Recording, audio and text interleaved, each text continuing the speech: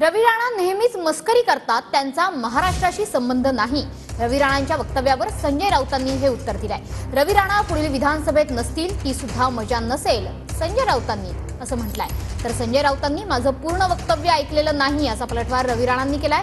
सर्व विरोधक एकत्र आल्यानं नवनीत राणांचा पराभव झाला असल्याची प्रतिक्रिया रवी राणांनी दिली आहे।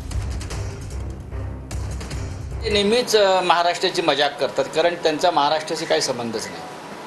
अमरावतीमध्ये त्यांच्या पत्नीचा झालेला पराभव हा ही काय मजा नाही आहे। लोकांनी शहाणपणानं केलेल्या मतदानामुळेच त्यांचा पराभव झाला। आणि रवी राणा हे सुद्धा पुढल्या विधानसभेत नसतील ती सुद्धा मजा नसेल।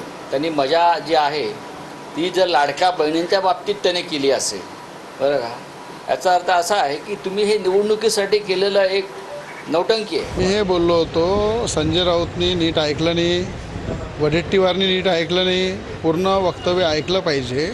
महाविकास आघाडी सरकार असताना यांनी कुठल्याही योजना चालू केल्या नाही। उलट्या महायुती सरकारने देवेंद्र फडणवीस जेव्हा मुख्यमंत्री होते त्यांनी जेव्हा योजना चालू केल्या त्या सगळ्या बंद करण्याचं काम केलं। म्हणून मला एवढंच म्हणण्याचं आहे वडेट्टीवारला आणि संजय राऊतला, तुम्ही खोटं बोलून 8,500 रुपये खटाखट लोकसभेमध्ये गरिबांच्या अकाउंटमध्ये टाकणार होते। एवढे बेशरम झालेले आहे, तुम्ही निर्लज्ज झालेले आहे। लोकांच्या तोंडाला पानं पुसण्याचं काम केलं। मानसिक संतुलन काय बिघडणार आहे? जेव्हा अपक्ष खासदार एकदा निवडून आलो, आता किती सगळे विरोधक एकत्र येऊनसुद्धा नवनीत राणाचा पराभव हा 10,000 मतांना झालेला आहे। 10,000 मतं त्यांना मिळाले असते तर त्या निवडून आल्या असत्या।